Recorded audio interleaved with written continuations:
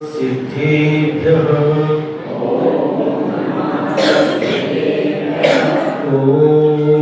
नमः सिद्धेभ्यः ॐ नमः सिद्धेभ्यः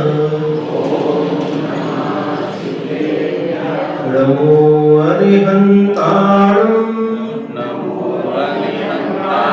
नमो सिद्धाणं नमो आयर्याणं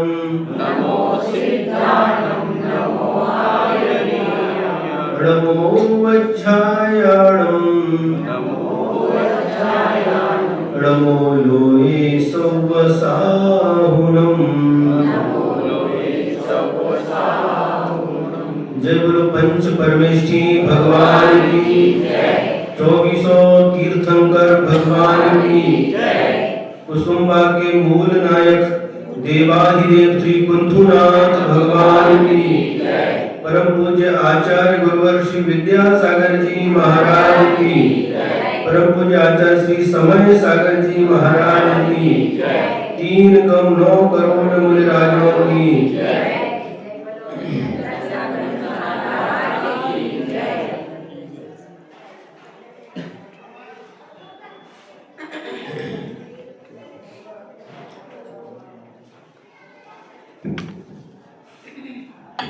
एक नगर में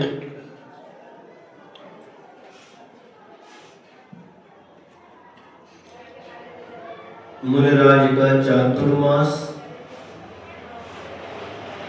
स्थापना हो चुकी है।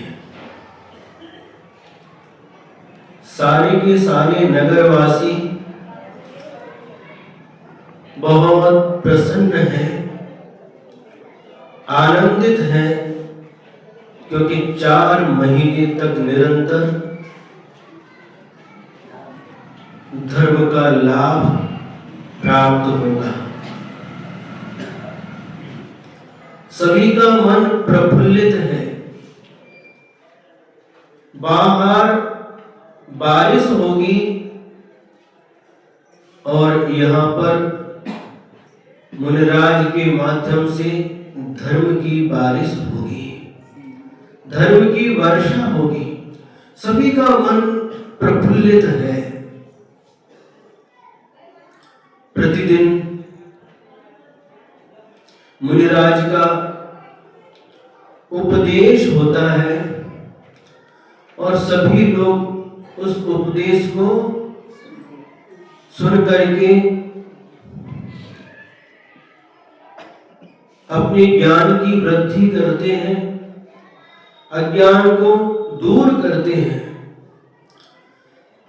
उस सभा में, उस नगर में एक सेठ जी भी रहते थे और सेठ जी भी प्रतिदिन भगवान का अभिषेक पूजन करते थे। देव पूजा, गुरु पास्ती, स्वाध्याय, संयम, तप और दान, इन 6 आवश्यक कर्तव्यों का प्रतिदिन पालन करते थे। रात्रि भोजन का आजीवन त्याग था। रात्रि में 4 प्रकार के आहार का उनका त्याग था। आप लोग रात्रि भोजन के त्यागी हैं? रात्रि भोजन का त्याग है, लेकिन रात्रि भोजन का त्याग कब वास्तव में सही होता है, इसको थोड़ा सा समझने का प्रयास करेंगे। रात्रि में बना हुआ भोजन रात्रि में नहीं करना। रात्रि में बनाया हुआ भोजन दिन में नहीं करना। दिन में बनाया हुआ भोजन रात्रि में नहीं करना। किंतु दिन में बनाया हुआ भोजन दिन में करना, वही वास्तव में सही रात्रि भोजन का त्याग कहलाता है।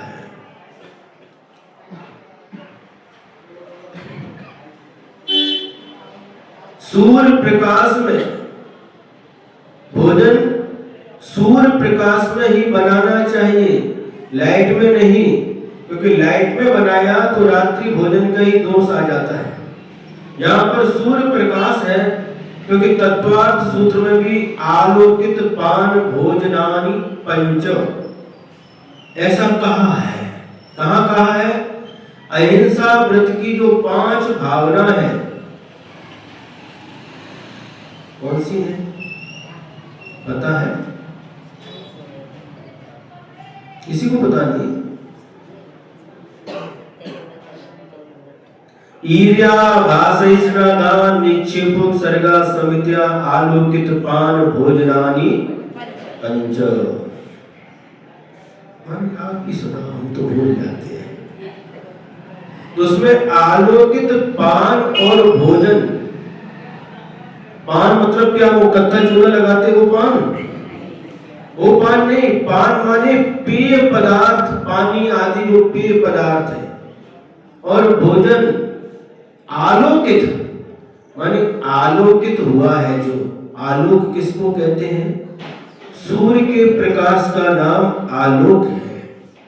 जो सूर्य के प्रकाश में भोजन बनाया जाता है और सूर्य के प्रकाश में ही किया जाता है, वही वास्तव में सही रात्रि भोजन का त्याग कहलाता है।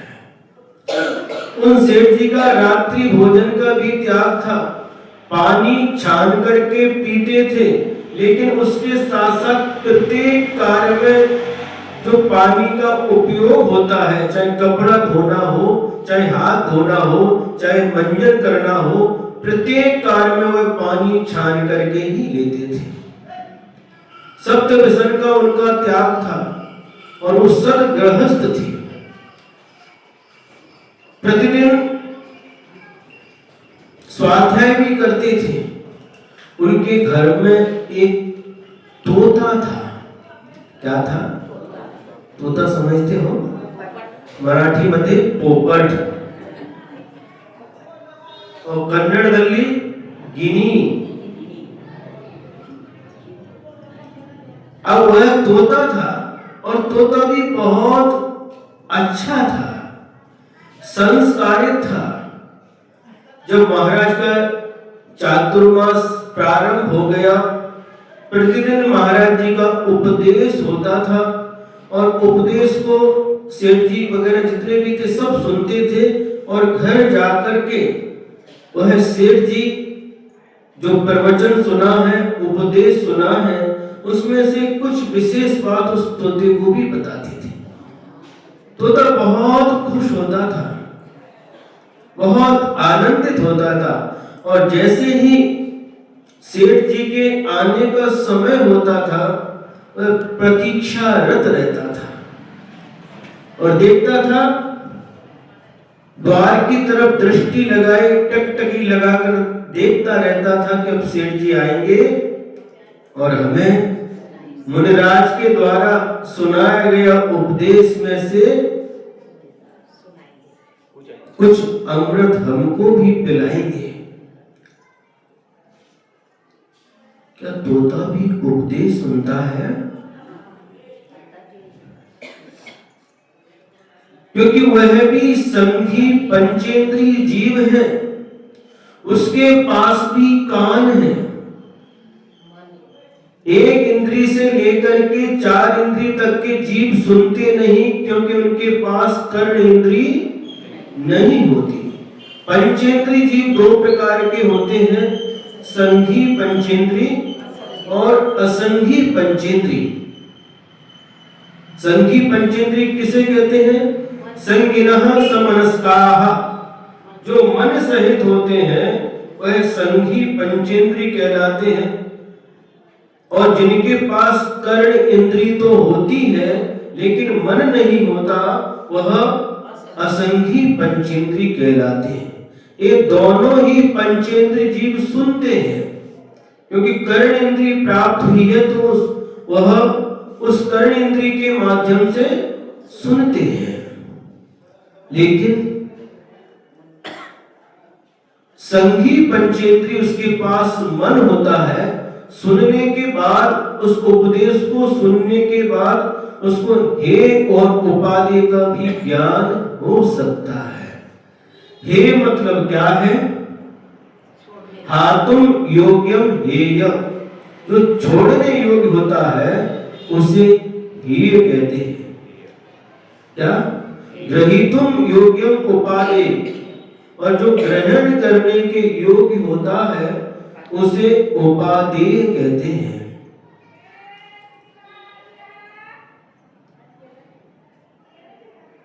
समझ में आ रहा है? तो वह संघी पंचेंद्री के पास इतनी योग्यता होती है, वह उपदेश सुन करके जो छोड़ने योग्य है, जिससे आत्मा का अहित होता है उसको छोड़ देता है, और जो ग्रहण करने के योग्य है, जिसके माध्यम से आत्मा का हित होता है, उस उपाधि को ग्रहण कर लेता है। प्रतिदिन वह तोता प्रतीक्षा में रहता था। ये धर्मात्मा का लक्षण है। कौन प्रतीक्षा करता है? उपदेश सुनाने वाले प्रतीक्षा करते हैं या उपदेश सुनने वाले प्रतीक्षा करते हैं?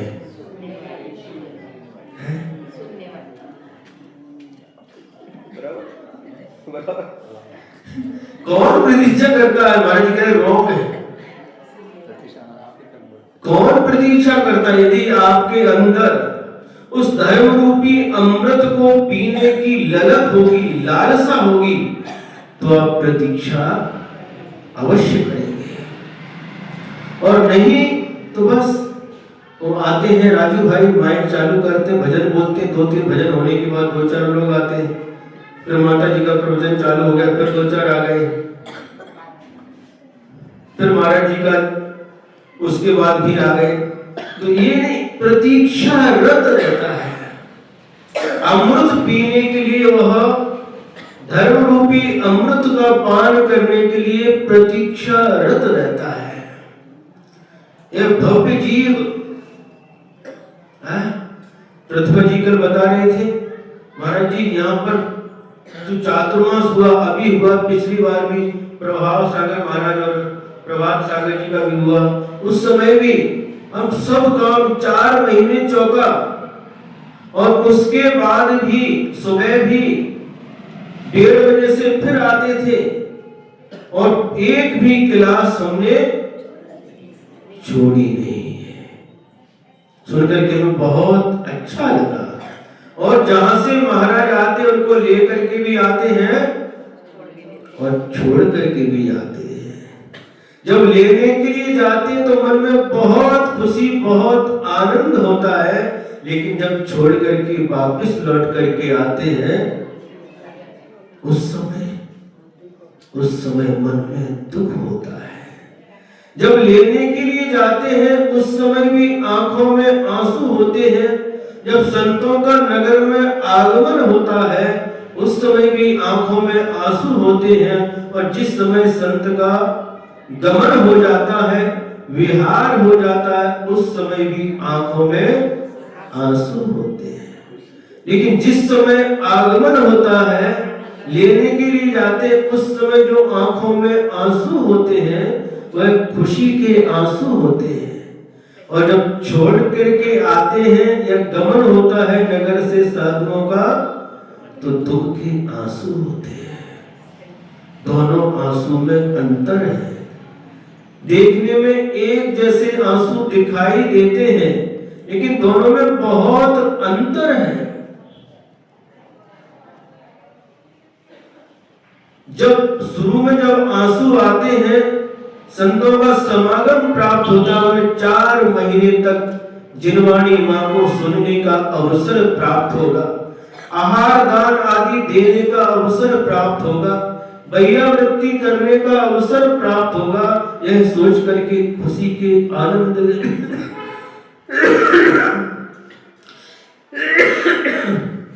आंसू आते हैं। और जब गमन होता है, छोड़ करके आते हैं, अब हमको आहार दान आदि देने का सौभाग्य नहीं मिल सकेगा, अब गुरु की वाणी सुनने को नहीं मिलेगी। यह सोच करके आंखों में आंसू आते हैं। सुन रहे हैं? और वह तोता प्रतिदिन सुनता है। सेठ जी आते हैं और वो अपनी आवाज में, उसकी आवाज रहती है, वो भी बोलता है आवाज में। जैसे ही वो सेठ जी आए बस खुशी से वो बोलना चालू कर देता है। प्रतिदिन धर्म की बात को सुनता है। वह भी धर्मात्मा होता है, मात्र आप ही धर्मात्मा नहीं है। यहाँ पर बैठा हुआ, देखो खुशी के आंसू आने लगे। यहाँ पर बैठे आप लोग प्रवचन सुन रहे हैं।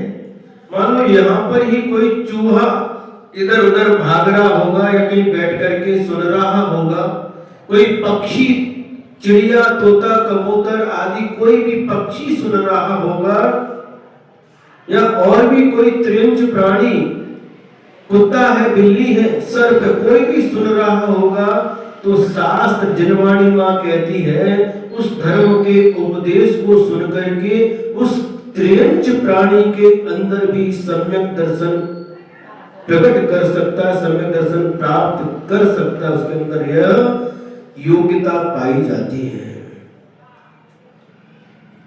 त्रियंच प्राणी भी सम्यक दर्शन प्राप्त करते हैं। लेकिन इतनी याद रखना इतनी बात को कि मनुष्य के लिए तो कम से कम 8 वर्ष अंतर मुहूर्त लगते हैं। सम्यक दर्शन प्राप्त करने की योग्यता 8 वर्ष अंतर मुहूर्त में आती है। लेकिन त्रियंच प्राणी के लिए इतना नहीं है। अलग अलग प्राणियों के लिए अलग अलग व्यवस्था है। जब गुरुदेव आचार्य श्री विद्यासागर जी महाराज हम लोगों के लिए 6 खंडागम ग्रंथ का स्वाध्याय कराते थे, धवला टीका की वाचना करते थे, उस समय प्रसंग आया था। सम्मोचन प्राणी मुहूर्त पृथक्त्व में भी सम्यक दर्शन प्राप्त कर सकते हैं। पृथक्त्व का मतलब क्या होता है? 3 के ऊपर और 9 से नीचे। जैसे मुहूर्त पृथक्त्व कहा तो 3 मुहूर्त के ऊपर और 9 मुहूर्त के नीचे। मास पृथक्त्व कहा तो 3 महीने के ऊपर 9 महीने से नीचे। वर्ष पृथक्त्व कहा 3 वर्ष के ऊपर और 9 वर्ष के नीचे। ऐसा समझना चाहिए। तो कुछ ऐसे सम्मोचन प्राणी हैं संघी पंचेंद्री, मुहूर्त पृथक्त्व में भी सम्यक दर्शन प्राप्त कर लेते हैं। कुछ मास पृथक्त्व में भी सम्यक दर्शन प्राप्त कर लेते हैं। सोचिए, विचार करिए, उनके लिए 8 वर्ष अंतर मुहूर्त का कोई नियम नहीं है। आप ही धर्मात्मा ऐसा नहीं है। सुन रहे? जिसका दूध पीते हो वह गाय भी सम्यक दृष्टि हो सकती है। और सम्यक दर्शन ही नहीं, आगम का उल्लेख है तो कर्म भूमि के संघी पंचेंद्री त्रियंच वह संयमी भी हो सकते हैं। पंचम गुण स्थान करती भी हो सकते हैं। जो गुण स्थान आर्का माता जी का होता है, जो गुण स्थान ऐलक छुल्लक जी का होता है, जो गुण स्थान प्रतिमाधारी का होता है, वही पंचम संयम गुण स्थान भी प्राप्त करने की योग्यता वह संगी पंचेंद्री त्रियंच भी कर सकता है। सिंह भी लिखिए, आगम पढ़िए, शास्त्रों को पढ़िए, इनके अंदर भी इन्होंने संलेखना की है, व्रतों को धारण किया, व्रती बने हैं। लेकिन अंतर इतना है, वह ढिंडोरा नहीं पीटते। ढिंडोरा समझते हो? मैं धर्मात्मा हूं, मैं धर्मात्मा हूं, ढिंडोरा है। मैं धर्मात्मा हूं, मैं व्रती हूं, मैं कभी भी वो ढिंडोरा नहीं पीटते। लेकिन मनुष्य क्या करता है? करता कम है और बोलता ज्यादा है। लेकिन करना क्या चाहिए? प्रकृति ने हमारे लिए जीभ कितनी दी है?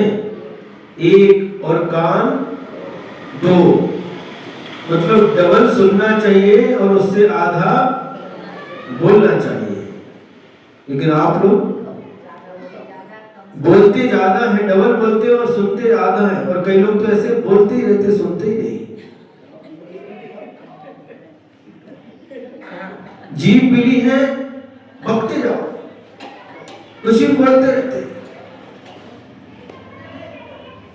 वह त्रिंच प्राणी बोलते नहीं है, लेकिन उनके उनके जीवन में भी ऐसी घटनाएं घटती हैं। वह सर्प, वह सिंह, ऐसे क्रूर प्राणी भी अंत में संलेखना धारण करते हैं। ऐसे ही आगम में बहुत सारी घटनाओं का उल्लेख है।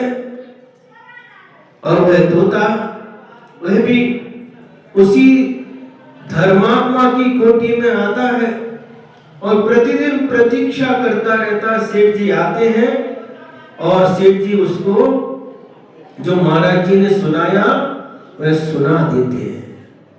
जैसे घर में भी कई लोग रहते हैं,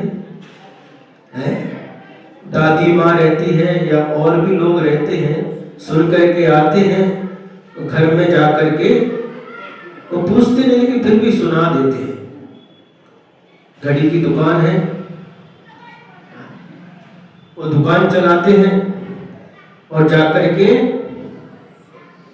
कपड़े की दुकान है और हार्डवेयर की दुकान है, दुकान चलाते उधर, इधर जो आते हैं धर्म की बात सुनते और जाकर के सुनाते। सुनाना ही चाहिए। दादी माँ का ये काम था, बच्चों को संस्कारित करने के लिए इस प्रकार से जो सारांश के रूप में छोटी छोटी कथाओं के माध्यम से उन बच्चों को संस्कारित करती थी। दादी माँ और नानी माँ, समझते हो दादी और नानी में अंतर? मराठी में सब जगह अज्जी, अज्जी झोपड़ी का है, कड़मी की अज्जी झोपड़ी का, अरे झोपड़ी है। एक दादी थी और प्रतिमाधारी थी और सामायिक करने बैठती थी और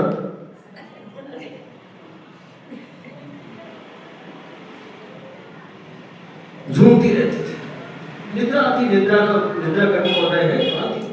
उनका एक नाती था और नाती ने कहा एक दिन, वो भी ऐसे ही बैठ गया दादी के जैसे और वो भी ऐसे ऐसे करने लगा और उससे पूछा क्या कर रहे हो?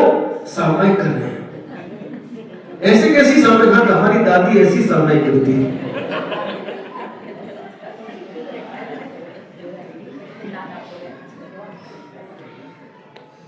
धीरे धीरे करके चातुर्मास पूर्ण हो गया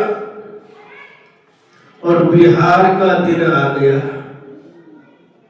बिहार होना है, 4 महीने धर्म की वर्षा करके मुनिराज विहार करने वाले हैं तो लोगों के चेहरे उदास हो गए। चातुर्मास का अंतिम प्रवचन हुआ और प्रवचन को सुनने के उपरांत सभी लोग अपने अपने घर चले गए। सेठ जी भी अपने घर में पहुंचे और जैसे ही तोता ने देखा और सेठ जी से कहा कि सेठ जी, आप प्रतिदिन तो बहुत प्रसन्नता के साथ लौटते थे, लेकिन आज आपका चेहरा उदास क्यों दिखाई दे रहा है? जब तोते ने पूछा तो सेठ जी की आंखों से भी आंसू आ गए। सेठ जी, क्या बात है? सब कुशल मंगल तो है ना? आपकी आंखों में आंसू क्यों? क्या कोई आपको दुख हुआ है या कोई शरीर में आपको कोई पीड़ा है? किस कारण से आपको आंखों में आंसू आ रहे हैं? तो सेठ जी कहते हैं, क्या बताऊं, न तो मुझे कोई दुख है और ना ही कोई शारीरिक अथवा मानसिक पीड़ा है, फिर सेठ जी आपकी आंखों में आंसू क्यों है? फिर सेठ जी की आंखों से 4 आंसू ढलक जाते हैं और सेठ जी कहते हैं कि आज मुनिराज का इस नगर से विहार होने वाला है। यही सोच करके मेरी आंखों में आंसू आ रहे हैं। 4 महीने तक निरंतर हमने धर्म का लाभ लिया, धर्म का उपदेश सुना, अब हमें वह धर्म का उपदेश प्राप्त नहीं होगा। आदि पुराण में एक प्रसंग आता है, जब आयु कर्म के 14 दिन शेष बचे थे, आदिनाथ भगवान ने समोसरण को छोड़ दिया, कैलाश पर्वत पर जाकर के योग निरोध किया और उसी रात्रि में भरत चक्रवर्ती आदि कई लोगों को अलग अलग प्रकार के स्वप्न दिखाई दिए और पुरोहित से प्रातःकाल इन स्वप्नों का फल पूछा तो उन्होंने कहा कि अब बहुत शीघ्र ही प्रथम तीर्थंकर आदिनाथ भगवान को मोक्ष होने वाला है। जैसे ही सुना और उसी समय एक व्यक्ति आया और उसने कहा कि हे चक्रेश, आदिनाथ तीर्थंकर भगवान की 12 सभाएं भरी हुई थी और उन सबको छोड़ करके भगवान समोसरण से निकल करके कैलाश पर्वत पर जाकर के ध्यान में आरूढ़ हो गए हैं। और ये सुनते ही भरत चक्रवर्ती वहां पर जाकर के कैलाश पर्वत पर जाकर के बड़ी बड़ी पूजाएं करता है, भक्ति करता है और 14 दिन के बाद में अंतिम शुक्ल ध्यान के द्वारा वह आदिनाथ प्रभु संयोग अवस्था से अयोग अवस्था को प्राप्त कर लेते हैं। 14वें गुण स्थान में पहुंचते हैं और 5 ह्रस्व अक्षर अ ई उ रू जितना समय लगता है इतने समय में सारे जो कर्म शेष बचे थे उन अघातिया कर्मों को नाश करके मोक्ष को प्राप्त कर लेते हैं, सिद्ध भगवान बन जाते हैं। और उस समय भरत चक्रवर्ती की आंखों में भी आंसू है। भरत चक्रवर्ती छायिक सम्यक दृष्टि तदभव मोक्षगामी प्रथम तीर्थंकर भगवान आदिनाथ का सुपुत्र, तदभव मोक्षगामी दीक्षा लेते ही अंतर्मुहूर्त में केवल ज्ञान प्राप्त करने की योग्यता रखने वाला उसकी भी यह दशा हो गई। उस समय आदि पुराण में लिखा है जो वृषभसेन नाम के गणधर थे, वो भी शायद आदिनाथ भगवान के ही पुत्र थे, वह उनको संबोधन देते हैं, अरे हे भरतेश, हर्ष के स्थान पर यह शोक क्यों? ये तो हर्ष का समय है। संसारी प्राणी जन्म लेता है और मरण करता है, जन्म लेता है, मरण करता है। पुनरपि जननम पुनरपि मरणम, जननी जठरे पुनरपि शयनम। मां के गर्भ में जाता है, पुनः जन्म लेता है, पुनः मरण करता है, जन्म मरण करता है, उसका तो मरण होता है। तो उसके लिए जो शोक करता है वह भी अज्ञानता है। लेकिन हमें तो बहुत प्रसन्न होना चाहिए, क्योंकि जिस लक्ष्य को लेकर के आदिनाथ प्रभु ने दीक्षा ली थी और हम सभी के लिए मोक्ष मार्ग को प्रशस्त करके गए हैं, उन्होंने उस मोक्ष सुख को प्राप्त किया है। अब जन्म मरण के चक्कर को हमेशा के लिए समाप्त कर दिया है।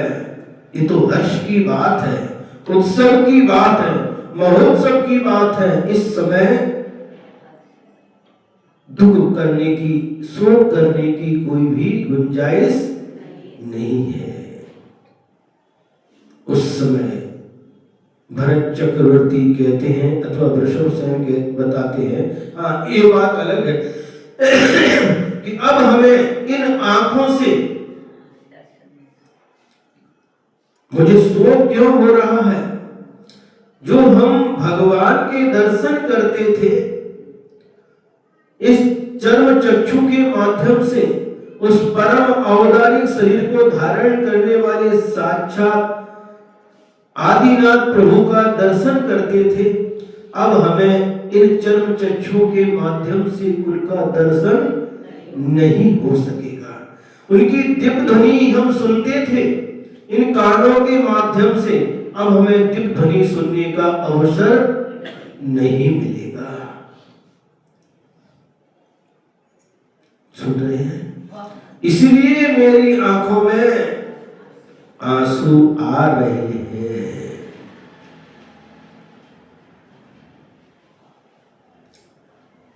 जब तोता सेठ जी के मुख से यह सुनता है तो वह भी थोड़ा सा दुखी हो जाता है। फिर थोड़ी देर के बाद वह तोता बोलता है, सेठ जी आज मुनिराज ने क्या उपदेश दिया है?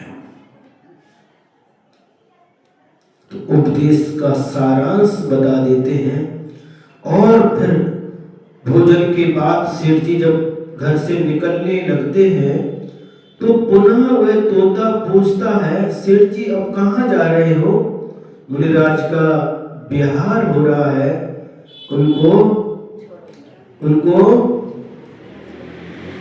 उनके बिहार में शामिल होने जा रहे हैं। उदास मन से कहता है। तो वह तोता कहता है कि सेठ जी मेरे लिए भी कोई मंत्र लेकर के आ जाना।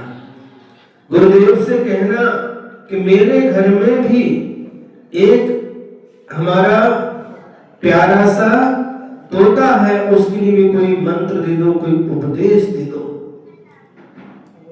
सेठ जी कहते ठीक है और जाते हैं। मुनिराज का बिहार हो जाता है। बिहार में चलते चलते जहाँ पर मुनिराज शाम को पहुँचते हैं वहाँ पर जाकर के उनके चरणों में नमोस्तु करके वह लौटने लगता है और उसे याद आती है तोता की बात। तो वह कहता है, हे मुनिराज मेरे घर में एक तोता है, प्रतिदिन जो आप उपदेश देते थे उस उपदेश को सारांश के रूप में मैं उसे प्रतिदिन सुनाता था। आज जब मैं इधर आ रहा था तो उसने कहा है कि मेरे लिए भी कोई मंत्र लेकर के आना, कोई उपदेश लेकर के आना। मुनिराज बहुत ज्ञानी थे, उन्होंने कहा कोई बात नहीं, तुम तोता के लिए मैं मंत्र दे रहा हूं, सो जा, सो जा, बस दो ही अक्षर, सो जा। ठीक है। और वह सेठ जी आकर के घर में प्रवेश करते हैं। तोता प्रतीक्षारत था और जैसे ही सेठ जी प्रवेश करते हैं वह तोता पूछता है, क्या मेरे लिए कोई उपदेश लेकर के आए? हाँ, गुरुजी ने हमारे लिए कौन सा उपदेश दिया है, कौन सा मंत्र दिया है? तो वह कहता है, गुरुजी ने कहा है आपके लिए यही उपदेश दिया है और यही मंत्र दिया है, सिर्फ 2 अक्षर का मंत्र है, सो जा। अच्छा ठीक है। और वह कह करके सेठ जी अपने चले गए। और सुबह जब हुआ, सुबह होने के बाद में वह तोता को देखा, तोता उसमें सोया है। सोजा समझ रहे ना? झोपा सोना। अब इसके बाद में सेठ जी देखते हैं, अरे ये तोता को क्या हुआ? उस पिंजरे के अंदर से उसमें अखरोट डालते हैं, लेकिन वह उसकी तरफ देखता भी नहीं। अमरूद जिसको पेरू बोलते हैं आप लोग, वह उसका प्रिय फल है तोता का, वह भी डालता है, उसकी तरफ भी नहीं देखता। वह मिट्ठू जो प्यारी प्यारी मधुर वाणी से, उसकी आवाज से यह वातावरण, यह परिसर गुंजायमान होता था, आज अचेत पड़ा हुआ है। पानी रखा, पानी को भी नहीं देख रहा है। बहुत प्रतीक्षा की सेठ जी ने, लेकिन तोता ने किसी को भी नहीं देखा। तो उन्होंने समझा, तो पिंजरे को उठाया तो जैसा का तैसा है। तो सेठ जी ने समझा कि तोता मर गया, पोपट मेला। तो उन्होंने क्या किया, बाहर जाकर के घर के बाहर सामने एक झाड़ था, झाड़ के नीचे उस पिंजरे को खोल करके बाहर निकाल दिया। और तो जैसे सेठ जी मुड़ने को हुए उसी समय तोता पुर्र करके उड़ गया और पेड़ के ऊपर जाकर के बैठ गया। अरे सेठ जी देखते हैं पेड़ के ऊपर बैठा, मैं तो इसे मरा हुआ समझ रहा था और ये तो उड़ करके गया। तो सेठ जी ने कहा कि जब मैंने तुम्हारे लिए अखरोट दिया, अमरूद दिया खाने के लिए, तुमने नहीं खाया, पानी भी नहीं पिया, मैं तो तुमको मरा हुआ समझ रहा था। तो तोता कहता है पेड़ के ऊपर बैठा बैठा मैं मरा नहीं था, मुझे जो गुरु ने मंत्र दिया था, जो उपदेश दिया था, उसको मैं प्रैक्टिकल कर रहा था, उसका प्रयोग कर रहा था। और क्या, उसी गुरु के 2 अक्षर के मंत्र ने आज मुझे इस पिंजरे से आजाद कर दिया है।